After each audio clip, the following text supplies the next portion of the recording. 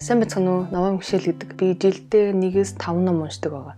Тэгээ 5 гэдэг нь бол миний рекорд. Надад сонирхол нь ч юм уу онгодон төрөхгүй бол би ер нь бол ном уншдаггүй. Тэгээ би бас их сонио. Тэгээ уншиж байгаа ном нэг бол хувь хөгжил, нэг бол намтар, нэг бол спорт, эрүүл мэнд, нэг бол уран зохиол, роман гэх мэтчлэн. Гэхдээ би жил ирэх тусам ном уншдаг нэгэн болоод байгаагаа анзаарч байгаа. Тиймээс өнөөдрийн бичлэгээр би намайг ном уншдаг нэгэн болоход хүргэсэн номнуудыг та бүхэнд танилцуулж байна. Гэтэ өөрийгөө нэг их бусдад харьцуулаарай. Хэдэн ном унших чинь нэг их хамаагүй. Чи өөрийнхөө төлөө уншиж ивэл чи сайн хүн.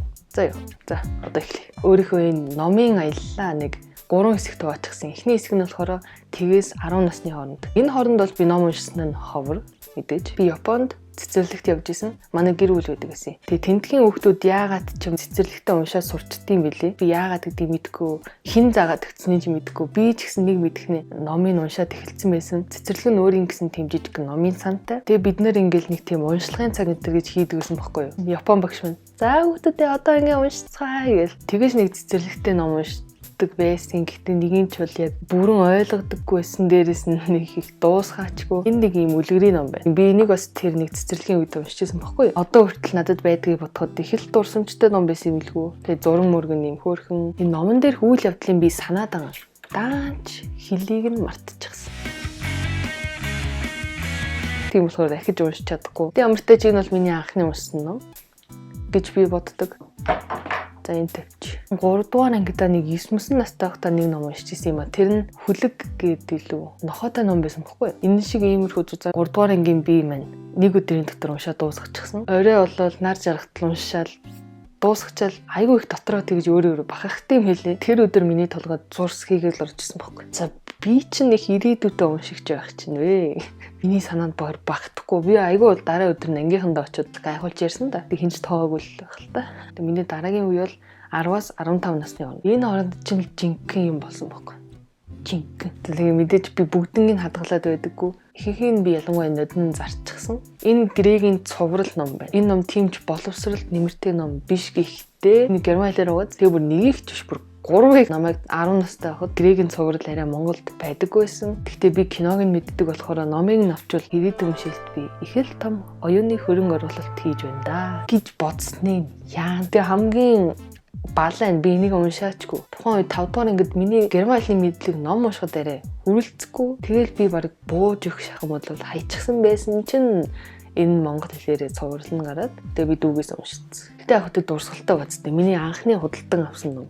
За дараагийн амьдралыг маань өөрчилсөн ном бол энэ ном. Энийг би өөрийнхөө суваг дээр өмнө нь ярьж байсан. Мари Кондогийн Амьдралыг өөрчлөх эмх зэгт ба түүний гайхамшигт ид шид. Энийг би 12 илүү 13 таад уншижсэн. Тэг үнэхээр миний амьдралыг өөрчилсөн байхгүй. Энийг 100 лагер дээр уншчихал хот руу давх гэж орж ирэл өрөөгөө өстө сайхан цэмбил гэж авсан юм да. Түүнээс хойш л өрөө мэн ингээ сайхан байдаг болсон. Харж байгаачлан би байнгын цэгцтэй болсон. Баярлалаа Мари Кондо. За түүний араас 8 дугаар ангид уншижсэн Анне Франкийн өдрийн тэмдэглэл. Энэ өдрийн тэмдэглэлийг яг тухайн энэ надтай чацуу байсан охин бичсэн байсан болохоор надад айгүй тийм урам зориг өгсөн. Анне Франкийг би хүндэлж явдаг. Дээрээс нь дэлхийн дайны талаар илүү ихийг мэдхэд түлхэж сууж өгсөн ном. Бас өдрийн тэмдэглэл хөтлөхөд маань түлхэж болсон. Тэгээ түүнийг бол өөр бичлэгэн дээр ярьсан. 14-15 тавцаанд би айгүй олон ном уншсан. Санаж байгаагаар бол Икигай гэдэг ном уншсан. Хосын жор гэдэг ном уншсан. Шик хатагтан зөвлөхөөг уншсан. Өглөөний гайхамшигыг уншсан. Анзаарсан бол бүгдээрээ тухайн үеийнхээ бест селлер номнууд байгаа. Хамгийн таалагдсан нь Гулан эгчийн Year to Remember ном. Зураг нь тэгээд тэр бичсэн хэм маяг нь надад үнэхээр их таалагддаг ном. Таанч надад одоогоор алга би хүнээс авч уншиж чад буцаад өгсөн. Монгол нэр нь Том Жүргүй амьдрах урлаг гэдэг баха. 2019 онд аялалд явахдаа авч явсан ганц ном маань. Тэгээ аяллаа турш надад үнэхээр их хань болсон. Гэтэл би зарчихсан. Өөр ямар номнууд уншсан бэ гэхээр дүүгийн маань номнууд, грекийн цувралууд байна. Тэгээ гангста эмээ, тэр бомбтон хүү, даашинцтай хөлбөмбөгчд энэ төр бичсэн тэр зохиолчийн номнууд гоё. Тэгээ энэ хооронд анзаарсан зүйл бол дан ганц хөв хүний хөгжил энэ төрийг уншаад байхад хөгжилтэй биш юм байна гэдгээ би мэдсэн. Тэгээд би шилжилт хийхээр шийдсэн юм а. 16 настайгаас одоо хүртэл нодлон болон энэ жил ямар ном уншсан бэ? Тэгээд уншиж байгаа вэ гэдгийг одоо хэлье. Эхнийх нь энэ Гидс гэдэг ном. Уушигнаас чинь доошоогоо Гидс тэр хавцаа юу болдог? Яг ямар юмс байдаг? Тэгээд тэр орчныгоо хэрхэн эрүүл байлгах зэрэг зүйлс гардаг ном. Маш сонирхолтой байсан. Тиймээс би одоо хүртэл байлгадаг. Тэгээ би дараа нь энэ номыг уншснаа санаж байна. Энэ болохоор Арьсан хүнтэй Модана гэнэ. Энэ мэдж байгаа бол энэ Монсудраас гаргадаг цовруул ном байна. Энэ дотор юу гардаг вэ гэдэг юм бодох гээд дүгнэлт маягаар ингээ хэлэхээр толгойд минь юуж байхгүй. Яагаад гэвэл шүү дээ. Яг уншсан даруйдал хин нэгэнтэй энэ номны талаар юу гэж бодсон, юу ойлгосон гэдгээ ярилцах ёстой юм байна. Номны клуб гэ байдаг та. Тийм номны клубуд яагаад байдгийг одоо ойлгож байна. Номны талаар ярилцах гэж л байдаг юм биш үү? Гэтэ энэ үнэхээр гоё ном байсан. Тэгээ би дахиж уншихыг ч хүсэж байна. Дараах нь энэ Монгол ном бүгдээрнгийнх нь сайн мэдэх оюун гэрдэгчийн ном. Эхний хэсгийг уншихад л жоохон ямар сони эхэлдэм бэ гэж бодож исэн.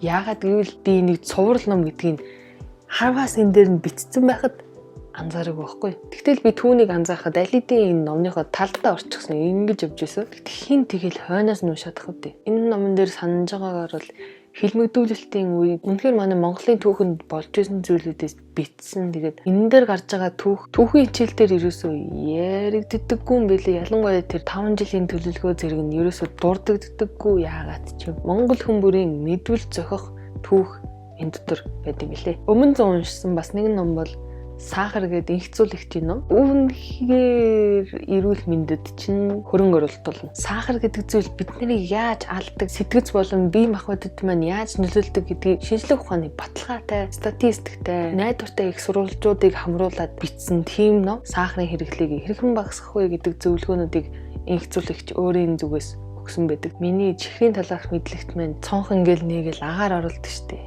Тэгэл нэг өрөө цэлиж яваа. Яг тийм зүйл толгойн дотор минь болсон. Тэгээд энэ өмнөх өвөл би нэгэн тэмцээнд оролцсон. Тэр нь уншлагын тэмцээн. Тэгээ унших ёстой номнууд маань гадаад хэл дээрээсэн герман хэл дээр 3 дугаар ангитай нэг иймхэн зузаантай номыг дуусгачаал аюу их тийм бахархсан мэдрэмж төрсөн гэсэн шүү дээ. Яг тэр мэдрэмж ахин төрсөн. Яагаад гэвэл бүтэн номнуудыг ерөөсөө герман хэл дээр уншиж дуусгаж үзээгүй. Яагаад ч юм би ерөөсөө оролцдоггүй байсан. Хичнээн гэрт маань хэд хэдэн герман уншиж болох номнууд байсан ч гэсэн уншихад маань тэгээд шахаж өгсөнд нь баяртай байгаа. Одоо би өөртөө энэ тал дээр илүү ихтэй нэгэн болсон. За хамгийн сүүлд уншиж дуусгасан ном маань бол энэ гэмт хэрэг ба ялч шийтгэл гээд нэг бичлэг дээр мань харсан баг. Тэгээ нэлээд зүзэн. Энэ баг 200 жилийн өмнөх бүтээл гисэн мөртлөө өнөө хүртэл нэг классик хэвээрээ амар шогоц. Шууд хойноос нь уншчих заяа.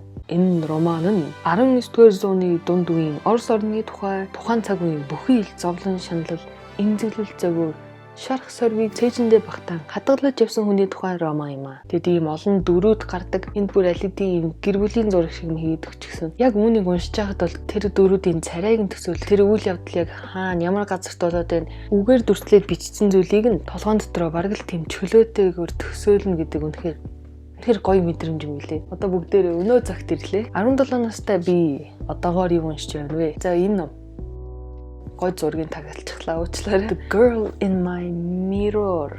Зургийг харал та. Энэ бол хулан зохиолч юм. Гой хөвгтэй явдал хэлэх үү. Би ээжтэй хулан ихчтэй уулзж исэн юм баггүй юу.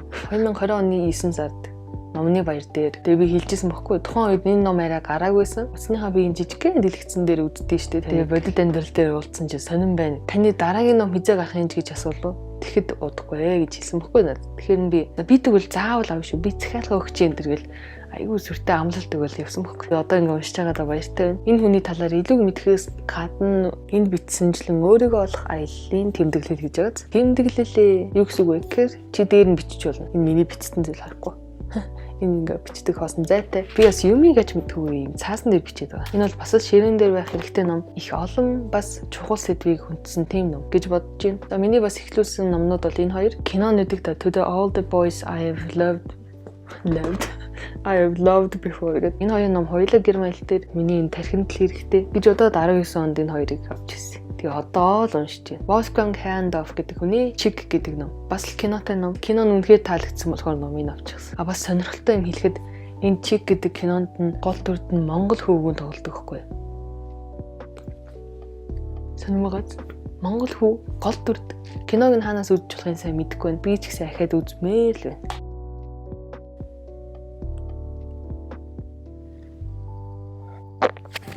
Одоо би өөрийнхөө цаашид уншихад төлөвлөж байгаа номнууд аялаа. Юун төрөнд энэ Достоевский зохиолчийн бусад номыг уншмаар байна.